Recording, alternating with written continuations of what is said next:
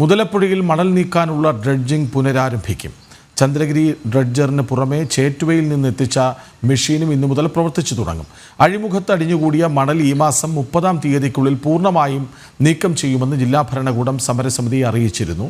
വിവരങ്ങളുമായി വിനീഷ് ഒപ്പം ചേരുന്നു. വിനീഷ്, ഒരുപക്ഷെ ഇന്ന് വാക്കുപാലിക്കലിൻ്റെ ദിനമാകും എന്ന പ്രതീക്ഷയിലാണ് മത്സ്യത്തൊഴിലാളികൾ, അല്ലേ?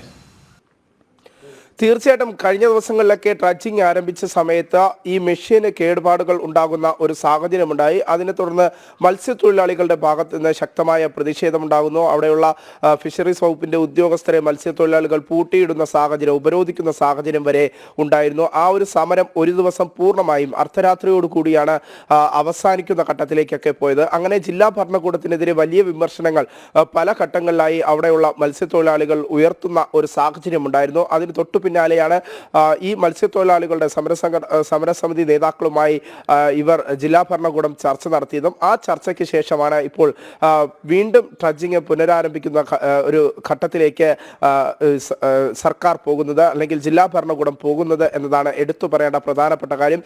എന്തായിരുന്നാലും വലിയ പ്രതീക്ഷയോടുകൂടി അല്പസമയത്തിനകം തന്നെ ഈ മുതലപ്പുഴയിൽ ട്രഡ്ജിംഗ് ആരംഭിക്കുമെന്നാണ് നമുക്ക് മനസ്സിലാക്കാൻ സാധിക്കുന്നത്. നിലവിൽ ട്രഡ്ജിംഗ് നടത്തുന്ന മണൽ വടക്ക് ഭാഗത്തായി നീക്കിക്കൊണ്ട് അവിടെ വീണ്ടും കടലിലേക്ക് മണൽ ഇറക്കാത്ത തരത്തിലുള്ള ഒരു സംവിധാനം ഒരുക്കാനുള്ള ഒരു പദ്ധതിയും ഇത്തവണ ഈ ട്രഡ്ജിംഗ് നടത്തുന്ന കമ്പനി നടത്തുന്നുണ്ട് എന്നത് സംബന്ധിച്ചുള്ള വിവരങ്ങൾ തന്നെയാണ് ലഭിക്കുന്നത്. അത്തരത്തിൽ തന്നെയാണ് ജില്ലാ ഭരണകൂടം കഴിഞ്ഞ ദിവസം സമരസമിതി നേതാക്കളെയും അറിയിച്ചിരിക്കുന്നത്, മത്സ്യത്തൊഴിലാളികളെയും അറിയിച്ചിരിക്കുന്നത്. ഈ ഒരു സാഹചര്യത്തിൽ 2 മെഷീനുകൾ എത്തിച്ചുകൊണ്ടുള്ള ഒരു ട്രഡ്ജിംഗ് ആണ് ഇപ്പോൾ നടക്കുന്നത്.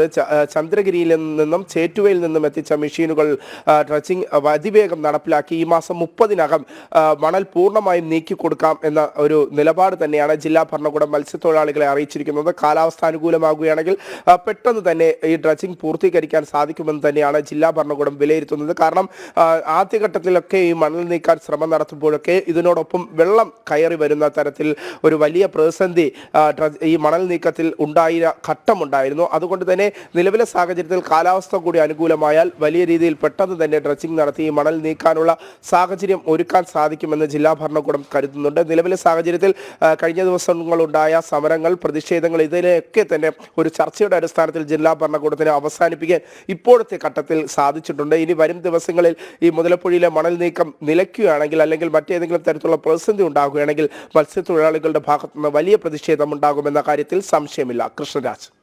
വിനീഷ്, ഈ മത്സ്യത്തൊഴിലാളികൾ എന്തു പറയുന്നു? വാക്കുകൾ പാലിക്കപ്പെടാതെ പോയപ്പോഴൊക്കെയും വലിയ പ്രതിഷേധമാണ് അവർ ഉയർത്തിയത്.